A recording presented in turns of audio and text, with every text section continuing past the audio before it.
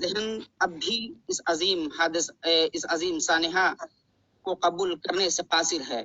آپ کی وفات حضرت آیات سے جامعہ سراج العلوم اور اس کے در و دیوار سننے ہو گئے۔ آپ کی ہمہ جہت خدمات کا زمانہ مختلف ہے۔ آپ کا جماعت کے معروف اور موقر علماء دین اور اساتین علم و فن میں ہوتا تھا۔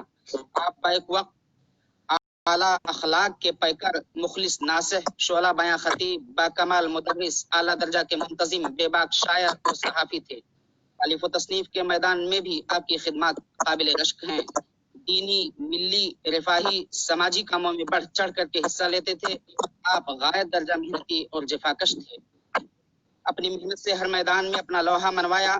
یہی وجہ ہے کہ آج تمام اطراف و جوانب سے ملت و جماعت کے بہی خواہان، آپ کے محبین، شاگردان، قدردان، متعلقین، متعارفین آپ کو تعزیتی پیغامات کے ذریعے خراج عقیدت پیش کر رہے ہیں۔